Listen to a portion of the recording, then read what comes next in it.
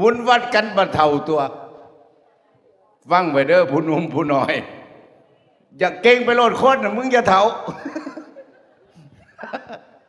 มึงเถาเมื่อไรนะมึงโดนนี่แล้วจะว่าคนมันลืมมันเข้าใจว่าเหตุบุญน้ำไผ่ผู้จังสิได้บุญหลายนั่นมันลืมคือพ่อว่าพ่อก็แม่มันน่ะเงาบุญบักใหญ่นึงมันบ่จากฟังไว้เด้อผู้ใดบ่ได้เหตุนั่นเฝ้าเหตุซะจังว่าเรื่องบุญเรื่องท่านดิผู้ลังคนนี่เหตุบ่เศร้าเด็กก็ตะลิโตนเด็กก็บาปบ่เศร้าก็มีผู้ลังคนเป็นหยังจะว่าจังซั่นปล่อยบ่เศร้าไปวัดคู่มือกับบาปคู่มือได้ผู้ลังคนก็ดีไปปั๊บออกมาตำตอบเพื่อกับภาคขวามึงบ่ลีตีนกูเบิดซ้ำบุญที่ท่านตะลิโตนเล่ายังว่าเล่ามันอยากได้แต่บุญจักบุญอยู่ใส่บาดเฮ้ยไม่ไงบุญอยู่ใส่อยู่กับหมากบางคนมาจากกูมูผลเป็นยังคันว่าไปฟังเทศแล้วถามมูก่อนบัดพ่อเฮ็ดผัวคือบ่ถาผู้ใดบุบ้านเฮาเฮ็ดบุญกันดีมันได้บาปบักหลายก็ได้บุญทีละลังหม่องก็ดีนางเทศอยู่ทั้งพุ่นละล่มงัวอยู่พุ่นอ้าวนิมนต์พระมาเทศจะได้จังล่มงัวไปน้ำไปบ้านเขมรดอกเขมรเครื่องเล่านะห้องใส่มาเลยเดี๋ยวบ่ขาจะได้กินบ่ก็กินน้ำกันตัวเนาะอาตมาบ่ได้กินน้ำเด้อพระครูบ้านเราบ่เฮ็ดเว้าหยากมีหยังก็ขาไปเลยเฮ็ดหยังก็เลยให้ไปเอาหัวมาบังสกุลกระเจ้าพุ่นว่าพระก็พ่อพระบัดนี้พระก็อยากพ่อพระเป็นว่าเอาหัวมาบังสกุลพระพุทธเจ้าองค์ใดเราสอนเอาหัวมาบังสกุลกระเจ้ามันคือว่าง่ายแต่ย่างสวนกันกระปั่นใส่ก่อนต่อบุกขอโทษนะครับเดี๋ยวผมบังสกุลให้พุ่นมันสิยอมบ่ล่ะเว้าไปเรื่อยๆเลยอีหลีเลยยากตัวก็เรื่องกินเรื่องอยากแต่ว่าพวกหมู่เฮาอยากได้บุญนั่นถ้าเฮ็ดบุญถูกต้องแล้วได้บ่เศร้าดอกไงบางมองในบุญกฐินนี่พี่ปู่ย่าตายายสิบ่มาใกล้เลยเด้เพราะลมงัว4 โตวเราต้องเท่าใดโลดพี่ปู่ย่าตายายสิบ่มาผู้ใดเฮ็ดบุญกฐินอยากได้บุญเด้อกองนั่น100,000ก็สร้าง 30,000ก็ตามให้ฉลอง70,000ฉลองจังได๋ศีล8ผัวกับเมียน่ะฉลองด้วยศีล8โอ้ยเทวดามาอนุโมทนาแต่ละคืนนี่เจ้าสิพองใสเบิดคืนลองเฮ็ดเบิ่งเด้อบ่เชื่อฉลอง7 มื้อนุ่งผ้าขาวนั่นคำมากก็สวดมนต์ไหว้พระฉลองกับเมียติล่ะโยสภาคาวาอะระหังสัมมาพระผู้มีพระภาคเจ้าพระองค์ใดผัวกับเมียลูกเบิดบ้านซอยกันทำวัดสวดมนต์นี่เรามองมันได้บุญถ้าเฮ็ดถูกได้เลยไงได้มาเทศให้ฟังมื้อนี้อย่าสิไปขึ้นยากเด้อกับบุญมื้อใดละบาปปั๊บได้บุญโลดศีล5ครบได้บุญโลดศีล4ก็ได้แต่ว่ามันบ่รอพอหาแต่ว่าอาตมาสิซ่อมเบิ่งสิเฮ็ดอีแต่ละบาทนี่ก็เหลือแต่ศีล3กับ4ได้หลายไปเทศบ้านเขมรก็คือกันคุณยายโมวัดรักษาศีลปรำรักษาศีลประบาย no ศีลปรำ no ศีล5ก็ no ศีล8ก็ no อาตมาก็ถามว่าเจ้ามาวัดจักปีล่ะโอ้ยขน้อยก็มา7-8 ปีแล้วหลวงพ่อจะเอาศีลหยังศีล3ก็ศีล4บ้านอันนี้ก็สิคือกันที่บ้านทวรไปบางหม่องมักกะทายกแห่งนั่งจัง4ซ้ำเจ้าเป็นมักกะทายกจังปีแล้ว7-8 ปีแล้วหลวงพ่อศีล5จะครบบ่ครบขน้อยถือเข่งกูมูเลยในบ้านบ่เชื่อถามพระครูก็ได้ขน้อยเป็นผู้เข่งศาสนากูมูในบ้านเลี้ยวเบิ่งหน้าบ่เป็นตะเข่งพุ่นว่า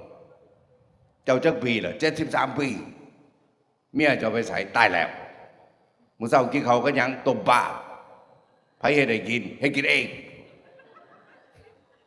ใส่ว่าเจ้าศีลเข่งเจ้ายังฆ่าปลาอยู่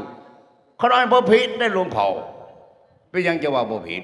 บ่ผิดได้พระพุทธเจ้าพูดว่าปานาติปาตาเวรมณีเขาน้อยบ่ได้เอาป้าหน้าได้เขาน้อยเอาป้าหวยบ่ผิดเด้อมึงที่ละน้าเพิ่นก็สิล้มหมาก็บ่ผิดที่ฆ่าคนก็บ่ผิดที่บ่ได้ปาหน้าเนาะนี่เบิ่งติละบ่อนมันบ่ได้แต่ถ้าผู้เฮ็ดได้ดอกใหญ่บ่เป็นตาได้ก็ได้บ่เป็นตารวยก็รวยตัวสิ8นี่ใหญ่ตัวไม่ใหญ่พอใหญ่เบิดทุกคนเด้อเจ้าฟังเทศก็มาหลายแล้วล่ะบอกซ้ำทับอีกพระพุทธเจ้าบอกเลยท่านหลายปานใดบุญนั่นผันบ่ทอมีศีลใหญ่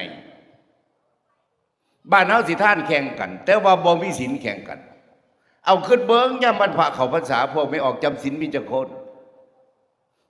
12ผู้ชาย2 คนลังเทื่อศีลก็ไปผู้เดียวซะหันเรียกว่าบ่แม่นบัดทบอนก็คือกันญาติบุญเอาแปลกอยู่เด้ทั้งตัวนี้มันบุญใหญ่นี่ท่านหลายปานใดบุญนั้นบ่ทอมีศีลผัดบ่เอาศีลเดียวนี่ย่านหมู่ว่าให้ว่าให้กินเหล้าบ่กูซื้อศีลอ้อยผักเงินซื้อศีลไปบวชหมู่เพิ่นมักว่าแท้ได้จังซี่ก็ดีลูกผู้ชายเกิดมาใส่บ่โลดเพิ่นว่าเหย้าในทางขี้ไล่นี่นำบ่นึงแต่บ่มีผู้ใดเหย้าไปรักษาศีลนำกันบ่มีท่านหลายปานใดบุญนั้นบ่ทอมีศีลบาดนี้ศีลหลายปานใดก็สร้างบุญนั้นเพิ่นบ่ทอได้สมาธิอีกได้ไม่ใหญ่บาดถามแม่ใหญ่พ่อใหญ่บ่ทุกคนนั่งอยู่นี่เฮ็ดบุญมาบ่เหิงได้หลายปานใดบุญเจ้าฮะแม่ใหญ่จักแล้วเด้อสิบ่ได้อยู่ว่าทานอยู่500ฮะพ่อใหญ่บ่ฮู้แล้วบัดนั่นพัดบ่ฮู้ซ้ำว่าเจ้าของได้บุญหลายปานใดเอาเด้อบัดนี้สิบอกเด้อบัดอยากรู้ว่าเจ้าของได้บุญหลายปานใดมื้อแลงนั่งกราบพระแล้วนั่งสมาธิเบิ่งบัดไผเฮ็ดบุญกฐินหลายปานใดก็สร้างอีหยังก็สร้างแต่ว่าบัดนั่งสมาธิจะฮู้เลยว่าเจ้าของสิไปเกิดหม่องใดบุญกุศลที่อยู่มันได้ฮอดใสกราบแล้วอรหังสัมมาสวากขาโตสุปฏิปันโนจบแล้วนั่งเลยบอกกูสินั่งเบิ่งบุญกูก็รัก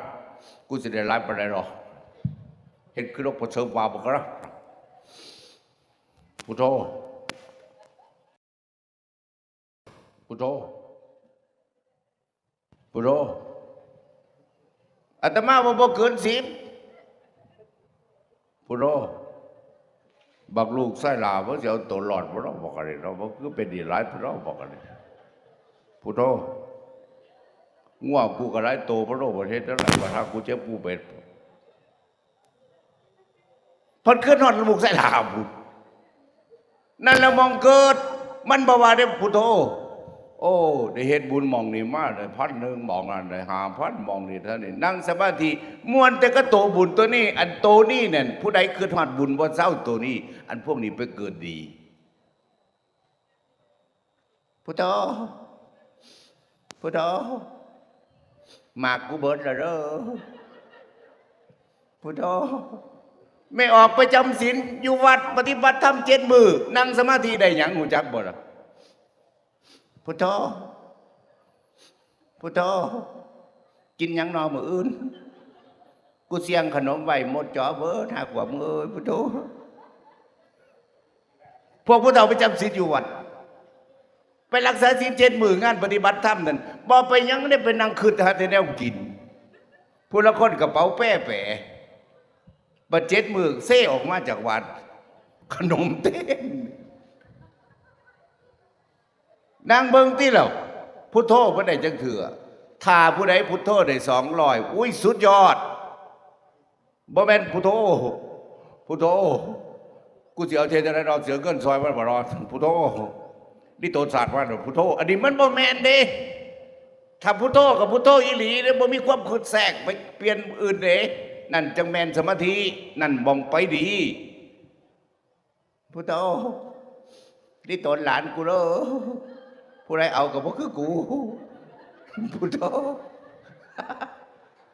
เกิดแต่กับหลานเกิดเป็นหมากินขี้หลานได้วันแต่ตายกับท่านหันเสื้อกับเสื้อแล้วพอเสื้อกับแล้วโตไปโตมัน